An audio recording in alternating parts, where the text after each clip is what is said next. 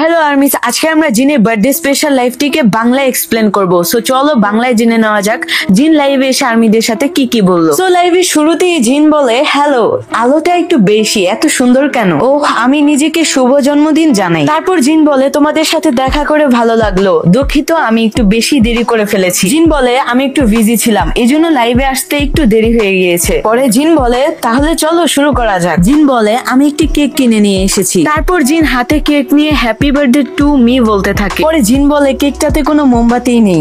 কোনো ব্যাপার না। পরে জিন বলে, লাইফটাতে আলোটা একটু বেশি হয়ে গিয়েছে, আমাকে কমিয়ে নিতে দাও বন্ধুরা। পরে জিন বলে, আমার একটু মেকআপ করা উচিত ছিল। জিন বলে, গত বছরও এভাবে আমি জন্মদিন পালন করে লাইভ করতে চেয়েছিলাম, কিন্তু করতে পারিনি, তাই এই বছর করছি। আমি জন্মদিনের আগে মানে কালকে আমার বন্ধুর সাথে গেম খেলেছিলাম, ও ভালোই খেলেছিল। পরে জিন বলে, এটা আমার কোম্পানির কফি, তাই আমি এটা খাচ্ছি, ফ্রির জিনিস, জিন খেয়ে নাও খেয়ে নাও। পরে জিনের লাইভে যে আর্মি গুলো তাকে হ্যাপি বার্থডে বলছিল তাদের প্রতি জিন কৃতজ্ঞতা প্রকাশ করে, মানে সবাইকে থ্যাংক ইউ বলে। পরে জিন আর্মিদেরকে বলে, আমি তোমাদের সাথে কঠোর গলায় কথা বলতে চাই না, মানে সে বলতে চাচ্ছে যে আমি তোমাদের সাথে মানে আর্মিদের সাথে সে খুবই নরম ভাবে কথা বলতে চায়। জিন বলে, আমি আস্তে আস্তে করে নিজেকে কনসার্টের জন্য প্রস্তুত করছি, যাতে তোমাদের ভালো কিছু উপহার দিতে পারি। এন্ড আমি আমার দুটো সোলো সং ইউটিউবে আপলোড করার জন্য কোম্পানির কাছ থেকে অনুমতি নিয়েছিলাম, যাতে অনেক মানুষই সেটা দেখতে পারে। পরে হঠাৎই একজন আর্মি জিনকে বলে, হ্যাপি বার্থডে, আজকে আমারও জন্মদিন। পরে জিন বলে,